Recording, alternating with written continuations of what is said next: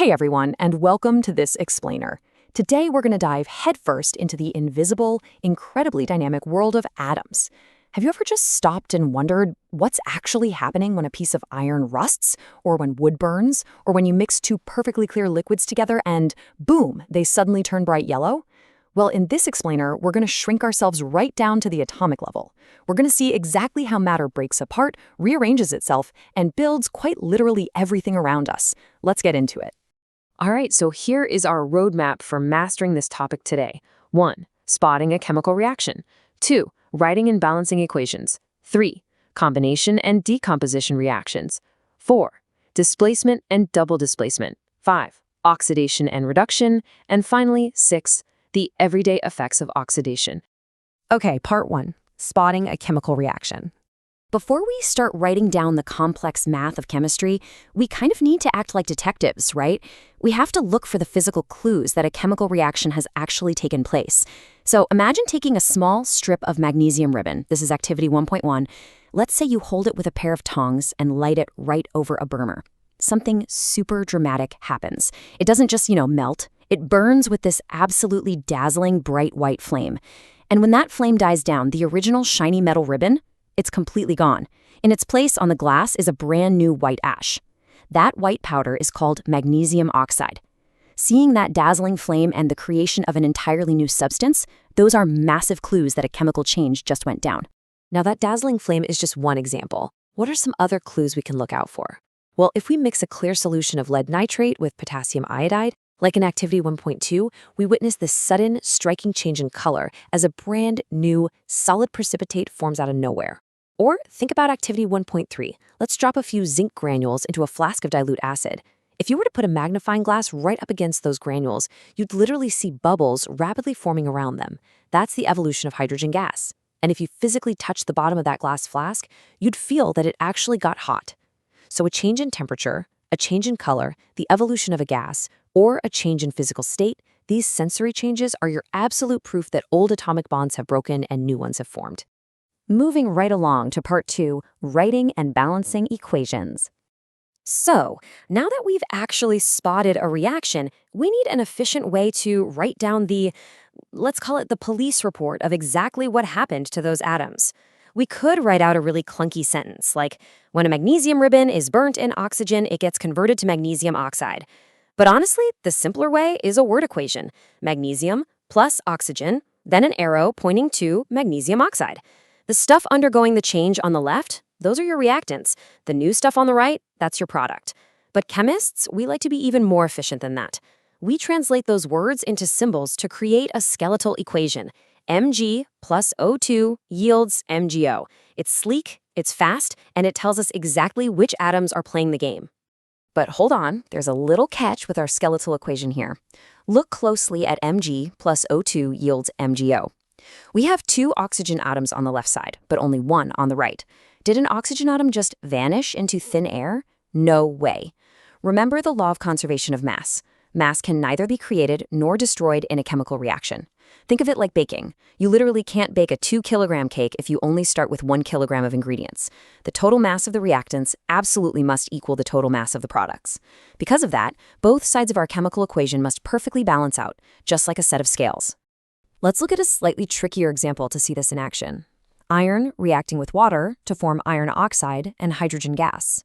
Our skeletal equation is Fe plus H2O yields Fe3O4 plus H2. If we draw up a quick little table to count the atoms, we can immediately see our scale is wildly tipped. We've got 1 iron atom on the left, but 3 on the right. 1 oxygen on the left, but 4 on the right. Yeah, we definitely need to fix this. To fix it, we use this really great forgiving method called the hit and trial method. Step 1 is absolutely crucial. Imagine drawing rigid boxes around each chemical formula. You cannot alter the formulas themselves, meaning you can't just change H2O into H2O4 to make the math work. You can only put whole numbers, which we call coefficients, outside the boxes. We usually start with the compound that has the most atoms, which is Fe3O4 here. It has 4 oxygens, so let's just put a 4 in front of the H2O on the left side. Okay, now oxygen is balanced. But wait, we have 8 hydrogens on the left. No problem, we just put a 4 in front of the H2 on the right. Finally, to balance those 3 iron atoms on the right, we simply place a 3 in front of the Fe on the left. Let's check our work. 3Fe plus 4H2O yields Fe3O4 plus 4H2. 3 irons, 8 hydrogens, 4 oxygens on both sides. Boom, perfectly balanced. We also usually throw in state symbols, like a small S for solid, L for liquid, G for gas, and AQ for aqueous, just to make our blueprint totally complete. Part 3, combination and decomposition reactions. Now that our blueprints obey the laws of physics, let's take a look at the different kinds of building projects atoms can actually undertake. Think of a combination reaction as a marriage of elements. It is a reaction where 2 or more distinct substances join together to form one brand new single product. Multiple reactants go in, but only one single product comes out. A really brilliant example of this is activity 1.4. Let's take a small amount of calcium oxide, also known as quicklime, in a beaker and slowly pour in some water. They react vigorously. They combine to form a single product, calcium hydroxide, or slaked lime. But here is the amazing part.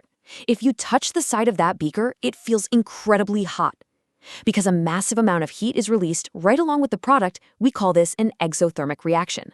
Fun fact, burning natural gas or even the cellular respiration keeping you alive as you listen to this right now are also exothermic processes.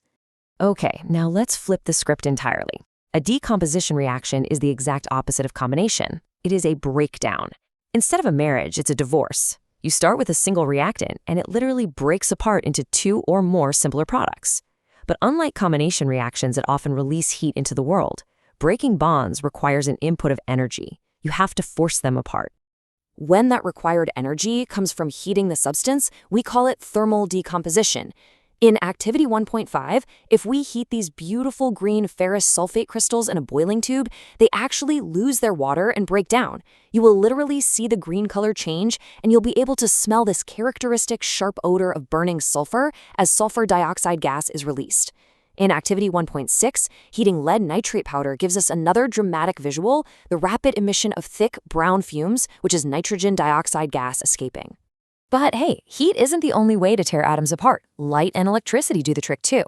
In activity 1.8, let's say we place some white silver chloride powder in a china dish and just leave it out in pure sunlight. Slowly but surely, it turns gray.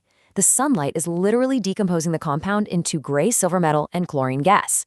And in activity 1.7, if we run electrical currents through water, a process called electrolysis, we violently tear the H2O molecules apart, filling our test tubes with bubbling hydrogen gas and oxygen gas.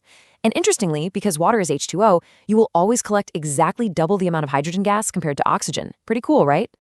Next up, part 4, displacement and double displacement. Now, we dive into the more, let's say, competitive behaviors of atoms, where elements literally fight for their place. Think of a displacement reaction kind of like a tag team wrestling match. Let's look at activity 1.9.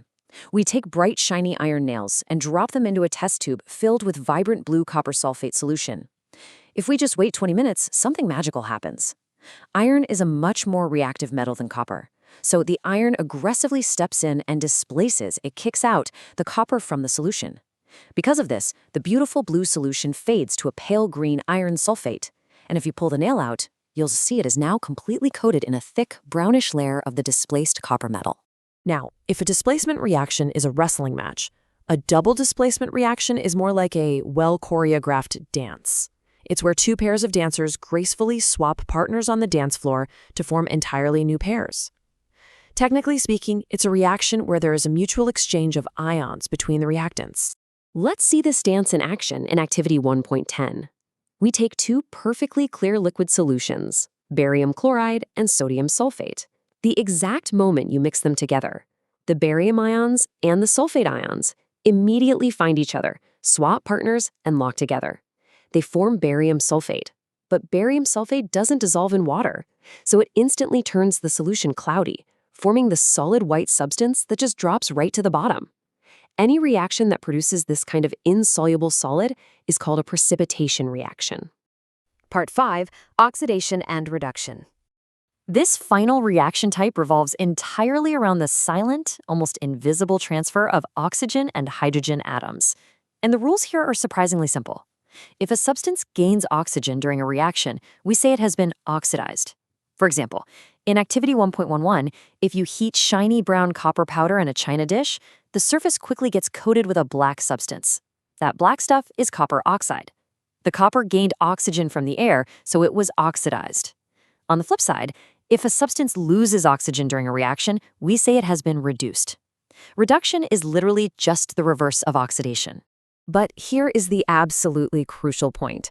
Oxidation and reduction almost always happen together. They operate perfectly in tandem, kind of like a seesaw. If one thing is losing oxygen, another thing must be gaining it. We call these combined processes redox reactions. For instance, if you react zinc oxide with carbon, the zinc oxide loses its oxygen to become plain zinc, so it is reduced. At the exact same time, the carbon grabs that very oxygen to become carbon monoxide, so it is oxidized. One goes down, the other goes up. And lastly, part 6, everyday effects of oxidation. Now, you might be thinking this is all just lab stuff, right? But these abstract redox reactions aren't just happening in test tubes. They are constantly altering the world around you, often in pretty destructive ways. The exact same oxidation process that turns our copper powder black in the lab is what eats away at the huge metal structures in our cities. When iron is exposed to moisture and acids in the air, it oxidizes and gets coated in a reddish-brown powder that we all know as rust. This is corrosion, and it causes massive damage to car bodies, bridges, and iron railings every single year.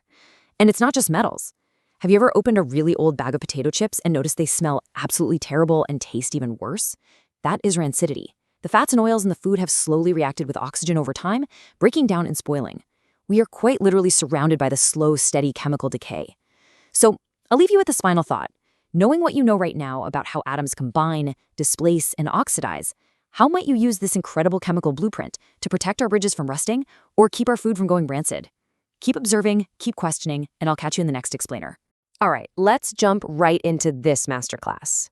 If you're gearing up for the Karnataka SSLC board exams, specifically tackling Chapter 1, Chemical Reactions and Equations, you are in the exact right place. We aren't just reviewing basic science today. Oh no. Think of this as your Insider Evaluator Masterclass. We're going to look at exactly where students bleed marks and, more importantly, how you can lock in that perfect score by giving the exam graders exactly what they want to see.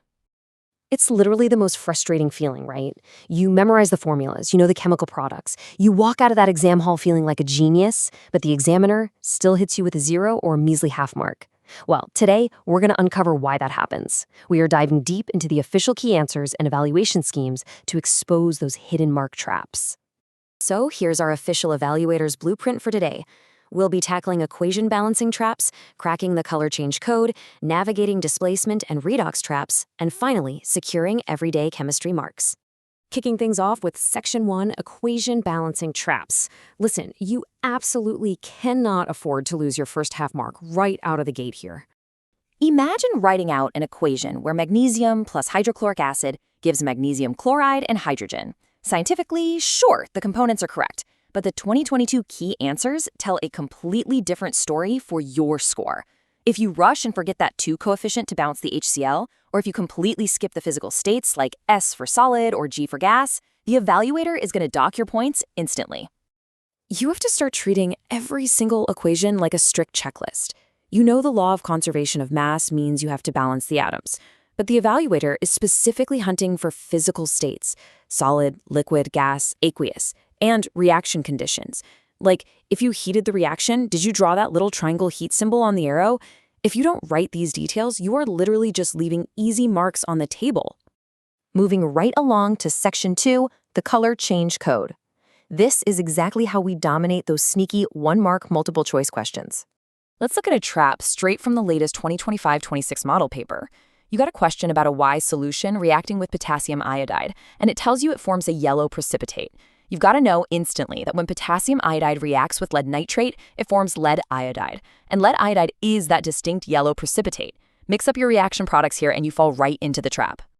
To make yourself foolproof, you absolutely need to lock this high-yield color change table into your brain. We just talked about the yellow lead iodide, but what about heating ferrous sulfate crystals? They lose their green color. Why? Because they lose water molecules. That exact phrasing was a key multiple choice question in the 2018 board exam.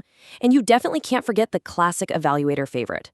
Drop iron into copper sulfate, watch the blue solution fade, and see the iron turn brownish. Okay, let's dive into Section 3, Displacement and Redox Traps.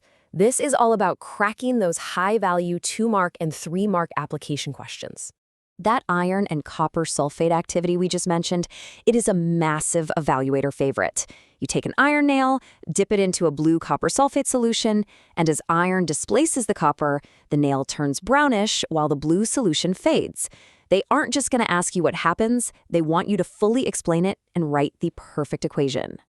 And here is exactly what the evaluator's marking scheme demands. You have to write this balanced equation flawlessly. That means including the S for the solid iron and copper and the AQ for the aqueous solutions. You identify it as a displacement reaction, you provide this pristine equation, and boom, your marks are firmly secured. Now, what about redox, oxidation and reduction reactions? This is another huge trap because students naturally want to write a long, confusing paragraph to explain what happened. Please, don't do that. The 2018 key answers strictly show that you need to break it down step by step to lock in your 2 half marks. Let's see how that looks in reality. Take the classic reaction where zinc oxide reacts with carbon to form zinc and carbon monoxide. On your exam paper, you literally just need to write 2 clean lines. Line 1, zinc oxide is reduced, boom, that's half a mark. Line 2, carbon is oxidized, there's the other half. Keep it clean, keep it clear, and just hand the evaluator exactly what is on their scoring sheet. Finally, we hit section 4, securing everyday chemistry marks. It's time to nail down those descriptive theory questions. A super frequent 2-mark question is going to ask you to define rancidity and then list the methods to prevent it. Your definition needs to be simple and textbook perfect. When fats and oils are oxidized, they become rancid and their smell and taste change. It's that simple. But how do we guarantee we get the marks for the prevention part? Again, do not overcomplicate your answer by writing an essay. Just hit these 3 official value points straight from the board's key answers. Number 1, add antioxidants. Number 2, keep food in airtight containers to slow down oxidation. Number 3, flush packaging, like potato chip bags with nitrogen gas. Hit those specific keywords and those marks are 100% yours. It's the exact same strategy for corrosion. Define it clearly. It's when a metal is attacked by substances around it, like moisture or acids. But the real secret weapon here is memorizing the specific color codings for corrosion. Black coating on silver, green coating on copper, reddish-brown rusting on iron. Why? Because examiners love turning these specific colors into 1-mark objective questions. If you see green coating on the paper, you instantly know they are testing you on copper. So as we wrap up this explainer, I really want to leave you with this provocative thought. Are you leaving easy marks on the table just because you forgot a tiny detail like a physical state or a color code? You've seen the official evaluation blueprint today. You know exactly what the graders are hunting for. Now it's completely up to you to apply these rules, dodge those common traps, and never, ever lose a careless half mark again. You've got this. Happy studying and go ace that exam.